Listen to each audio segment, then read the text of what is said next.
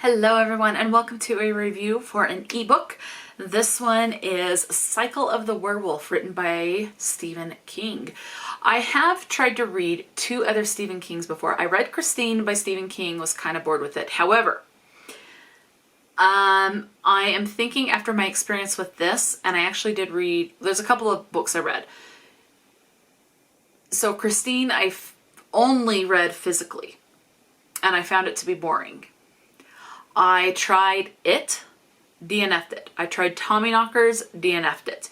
However, after my experience with this one, I listened to the audiobook while reading this book. Now this one is actually a short story by Stephen King, and after listening to the audiobook while reading along, for me personally, that's the way to go with Stephen King's works. There is another book, I will do a review later on for that book, but I will tell you I did read Carrie by Stephen King. I also listened to the audiobook. And with my experience with both of these, I found Stephen King's writing in these books to be more enjoyable than if I was only reading physically. So for me personally, listening to the audiobook while physically reading along is the way to go for Stephen King.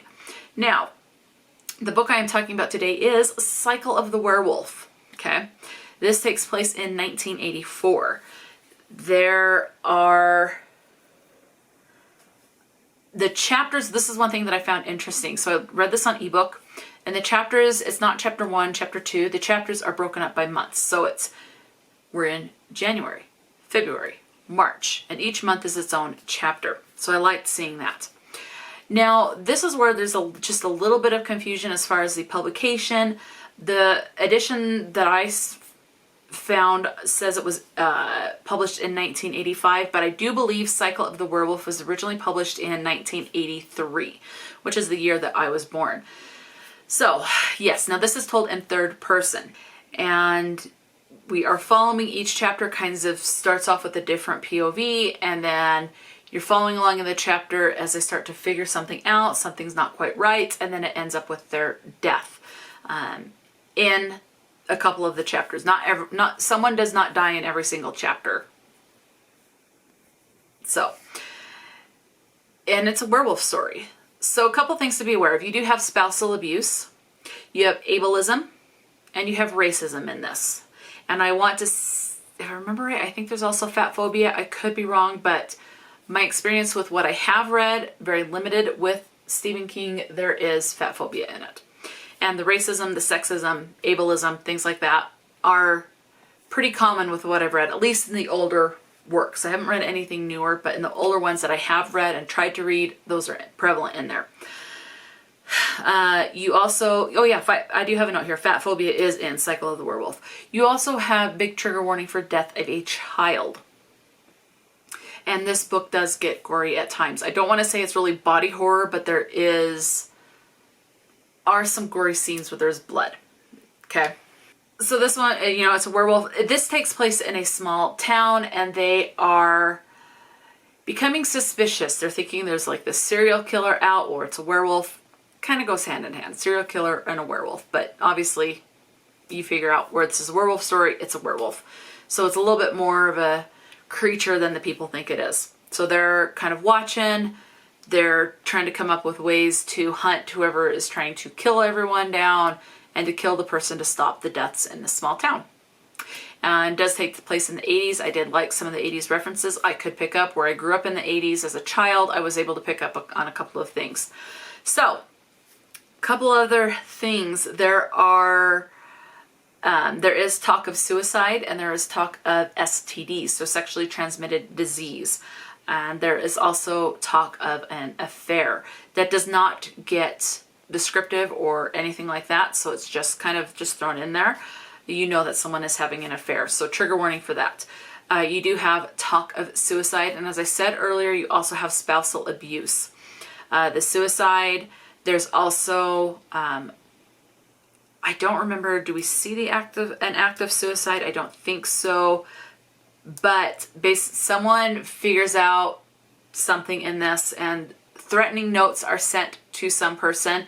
And this is where a lot of the talk of suicide comes from, because some of these notes say, why don't you just end things right now? Kill yourself, leave, things like that. So the kill yourself comes up quite a bit in that. So do be aware of that. Okay. that's pretty much all I can say, especially with this being a short story.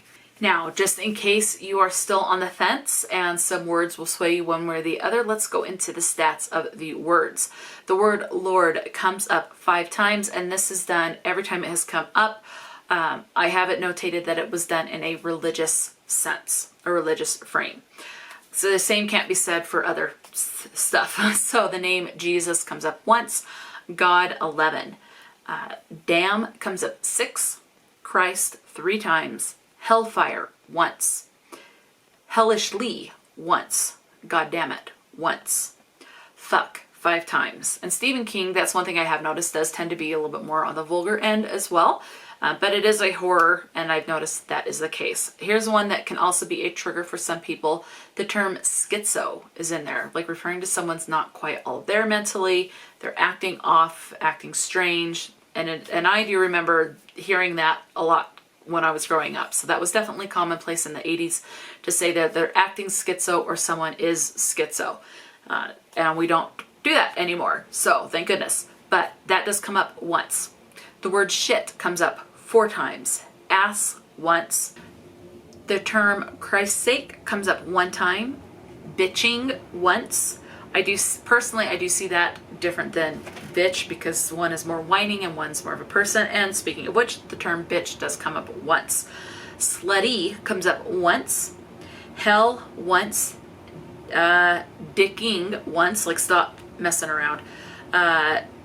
Asshole once. And then a racial slur comes up 1 time, and that is the N-word, which is the derogatory word used by a lot of people for someone who is black. And that's all I'm going to say on that particular word. I refuse to say that word. And that comes up once in the book. So something to be aware of as far as that goes. So yes, let me know. Do you read Stephen King? And out of the books that you have read for Stephen King, what is your favorite so far that you have read of him? Have you read all of Stephen King's works? What's your favorite? Or is Stephen King one that you automatically pass for whatever reason? You don't have to go into that. Just Stephen King, yes or no. Talk to me in the comment section below. And until next time, stay true to yourself and enjoy a good book. And I'll talk to you later.